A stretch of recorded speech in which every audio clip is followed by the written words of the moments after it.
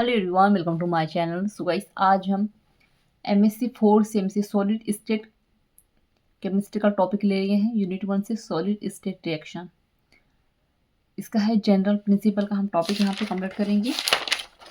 तो आपके लिए काफ़ी हेल्पफुल वीडियो है गाइस, ठीक है।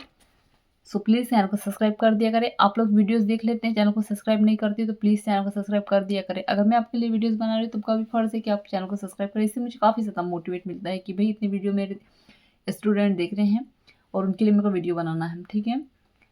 और अगर आपको ये नोट्स परचेज करने हैं एमएससी केमिस्ट्री ऑल सेमेस्टर के, तो उसके लिए आप मुझे व्हाट्सएप पे मैसेज कर दीजिएगा। डिस्क्रिप्शन में व्हाट्सएप नंबर शेयर कर दिया है, तो चेक ज़रूर कीजिएगा। चलिए देखते हैं। अब इसका इंट्रोडक्शन देखेंगे।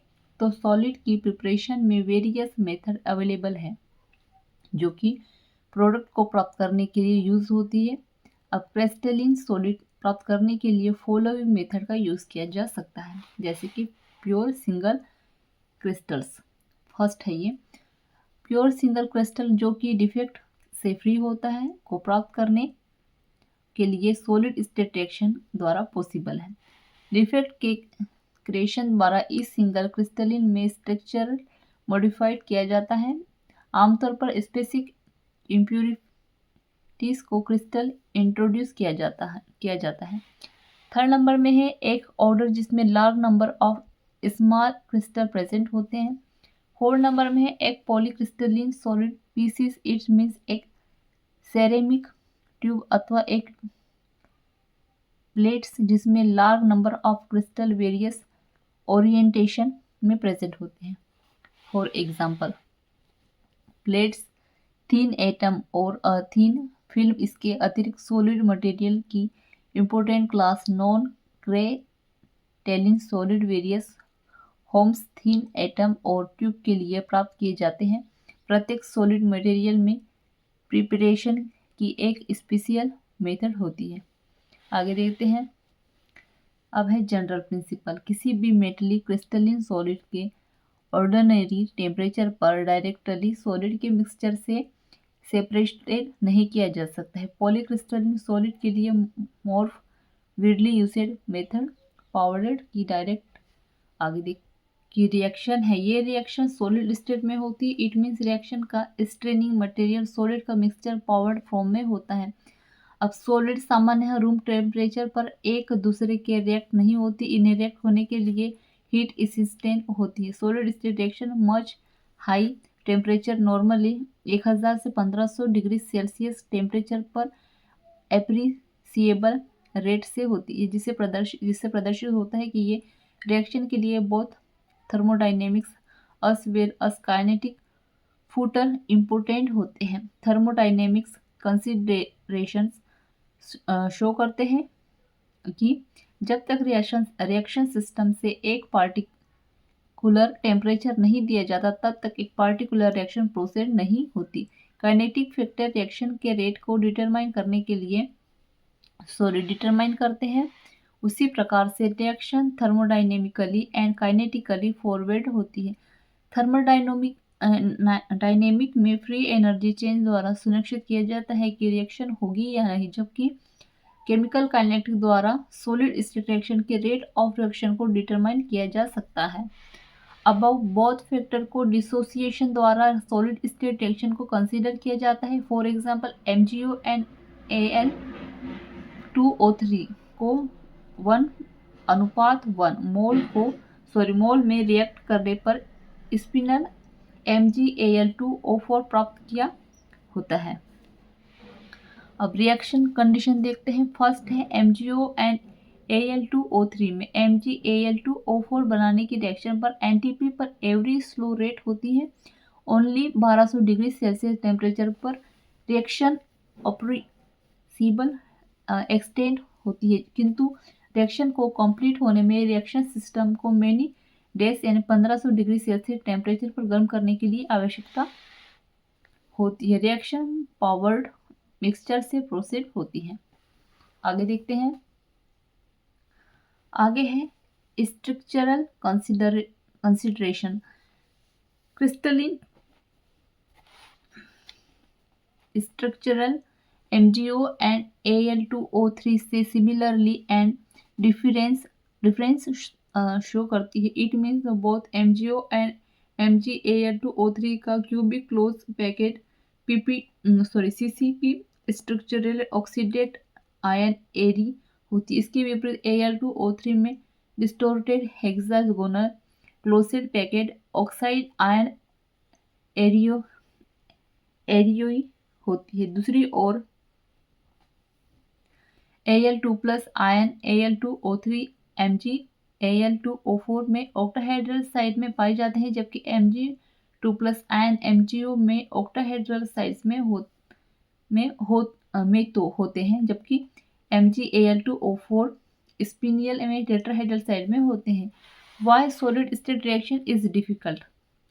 तो सॉलिड स्टेट रिएक्शन क्यों होती है को समझने के लिए क्रम में हम देखते हैं कि solid state reaction high temperature पर प्रोसीड होती है। MgO एंड Al2O3 के क्रिस्टल्स को गर्म करने के लिए MgAl2O4 प्राप्त होता है। अब यहाँ पर देखिएगा, सबसे पहले रिएक्शन हो रही है Mg2+ की किसके साथ, यहाँ पे होगी Al2O3, फिर Al3+ के साथ होगी तो क्या प्राप्त होगा, MgO प्राप्त होगा। अब ये ओरिजिनल इंटरफेस देखेंगे यहाँ पे, तो MgO है और यहाँ पर MgAl2O4 है, ठीक है, और यहाँ पे क्या है, Al2O3 है, ये X और 3X, ठीक है। तो न्यू रिएक्टेंट और प्रोडक्शन इंटरफेस इस तरह से है, ये दोनों चीजें, ठीक है। यहाँ पर देखिए इस तरह से आपको ये एग्जाम में भी लिख कर आना है। अगर आप इसको लिख कर आएंगे तो काफी अच्छे नंबर मिलेंगे आपको इस टॉपिक पर, ठीक है। तो चलिए आगे देखते हैं। अब फिक्स स्पष्ट होता है कि MgO एंड Al2O3 के क्रिस्टलिन को जब एक दूसरे से कांटेक्ट में रखा जाता है तो एनटीपी पर कोई रिएक्शन नहीं होती, किंतु अप्रोक्सीमेट हीट टेम्परेचर पर क्रिस्टलिन पार्टिकल रिएक्ट होकर MgAl2O4 लेयर बनाते हैं, जिसकी इंटरफेस को फिग में शो किया गया है। जो नीचे वाला डायग्राम है उसकी बात कर रहा है। अब रिएक्शन की फर्स्ट स्टेट में स्पिनल फॉर्मेशन होता है, यह न्यूक्लियरेशन डिफिकल्टली होता है क्योंकि फॉलोइंग टू फैक्टर होता है। अब ये ए नंबर में दिए हैं डिसोन considerable difference structural between reactant and product. अब बी नंबर में है the large amount structural reorganisation product formation में इन्वॉल्व होता है। रिएक्टेंट से प्रोडक्ट फॉर्मेशन में रिएक्टेंट मेलिक्यूल के बॉन्ड्स होते हैं, जबकि न्यू बॉन्ड का फॉर्मेशन होता है। बैंड ब्रोकन से एटम और आयन का माइग्रेशन होता है। MgO और Mg2+ आयन एंड Al2O3 में Al3+ आयन लेफिक साइड से निकलकर इंटरफेस द्वारा डिफ्यूज होते हैं एंड Mg2+ आयन Al2O3 से कंबाइन होकर spinel similarly Al3+ ion MgO से कंबाइन होकर स्पिनल का फॉर्मेशन करते हैं। इस प्रकार Mg2+ ion and Al3+ ion में इंटरचेंज के दौरान इंटरफेस में दोनों ओर MgO एंड Al2O3 के बीच स्पिनल का फॉर्मेशन होता है। जैसे जैसे प्रोडक्ट का अमाउंट बढ़ाते जाता है, Mg2+ आयन एंड Al3+ आयन का डिफ्यूज मोर डिफिकल्ट होते जाएगा। इस प्रकार MgAl2O3 लेयर ग्रो करके थिकर होते हैं। जब इस प्रकार स्पिनल के both side Mg and Al ion का काउंटर डिफ्यूजन होने से प्रोडक्ट लेयर का फॉर्मेशन होते जाएगा। आगे देखते हैं, इसका मैकेनिज्म देखेंगे। फॉलोइंग मैकेनिज्म कंसिडर किया गया है। वेगनर रिएक्शन मैकेनिज्म, तो MgO एंड Al2O3 के बिटवीन होने वाले रिएक्शन को वेगनर रिएक्शन मैकेनिज्म द्वारा एक्सप्लेन किया जा सकता है, जिसमें Mg2+ आयन एंड Al3+ आयन का प्रोडक्ट लेयर द्वारा काउंटर डिफ्यूजन होता है।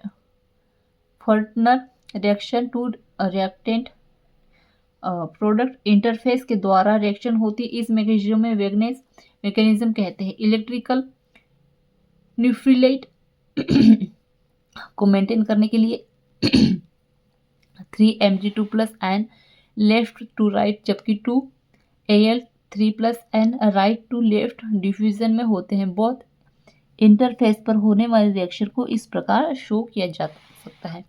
फर्स्ट है इंटरफेस MgO MgAl2O3, ठीक है, इस तरह से रिएक्शन होगी तो 2 Al3+ और 3Mg2+ प्लस 4Mgu, तो इन सब से मिलकर क्या होगा, इन दोनों से MgAl2O4 होगा। ठीक है, फिर इंटरफेस मिलेंगे हम Al2O3 MgAl2O4। अब यहाँ पे 3Mg2 प्लस और Al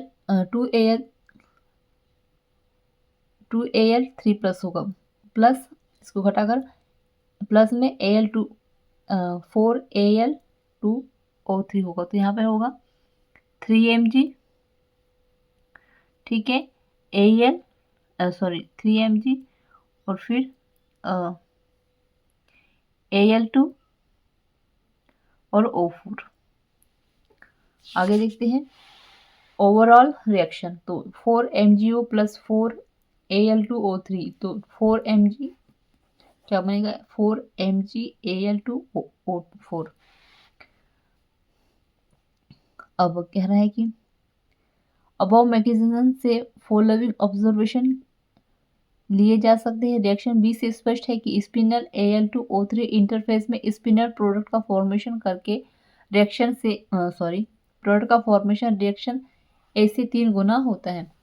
आगे देखते हैं, अतः right hand interface left hand interface से 3 टाइम ग्रो करेगी। इस मैकेनिज्म को similar reaction between MgO and Fe2O3 के बिटवीन रिएक्शन से MgFe2O4 स्पिनल के फॉर्मेशन के लिए एक्सपेरिमेंटली टेस्टेड किया गया है। इस रिएक्शन में देखा गया है कि MgO spinel and Fe2O3 spinel interface में प्रोडक्ट का रेटियो आइडियल वैल्यू 1:3 न होकर 1:2.7 होता है। इस रिएक्शन में रिएक्टेंट प्रोडक्ट की इंटरफेस में के कलर डिफरेंस के द्वारा भी मैकेनिज्म को एक्सप्लेन किया जा सकता है। इंटरफेस बनने की रेट में को इंडिकेशन के रूप में रिएक्शन की रेट को शो किया जाता है। इस प्रकार इंडिकेटर द्वारा रिएक्शन रेट को शो करना काइनेटेड इफेक्ट कहलाता है।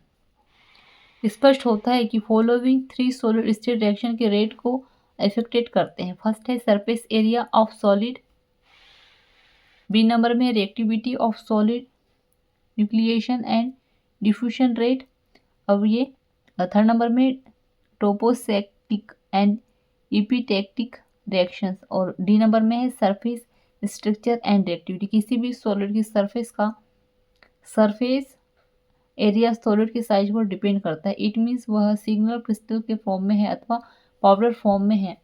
इस प्रकार सरफेस एरिया को वैल्यू की चार्ज होती है। सबसे ज़्यादा सरफेस एरिया पाउडर फॉर्म में होता है। आगे देखते हैं, reaction rate MgO and Al2O3 से स्पिनल का बनना, positive ion Mg2 plus left to right and Al3 plus right to left के काउंटर डिफ्यूजन की रेट पर डिपेंड करता है, जो कि एक रेट डिटरमिनिंग स्टेप है। सॉलिड स्टेट रिएक्शन की काइनेटिक एंड रिएक्शन रेट को एक्सप्लेन करने के लिए NaO एंड Al2O3 के बिटवीन रिएक्शन से NiAl2O4 स्पिनल के बनने की डिटेल स्टडी के बेस पर की गई। We now that product spinel layer द्वारा केशन का इंटर डिफ्यूजन होता है, जो कि रेट डिटरमिनिंग स्टेप है। इस प्रकार स्पेसिफिक डिफ्यूजन को पैराबोलिक रेट से शो कर सकते हैं। dx/dt बराबर k.x-1, वह यहाँ पर x क्या है, kt इसका इसकी वैल्यू है, x की वैल्यू इतनी दी गई है, ठीक है। अब where x g growing spinel layer की थिकनेस के इक्वल होती है, इसे अमाउंट ऑफ रिएक्शन कहते हैं, और t को हम क्या कहते हैं, रिप्रेजेंट करते हैं, टाइम से रिप्रेजेंट करते हैं।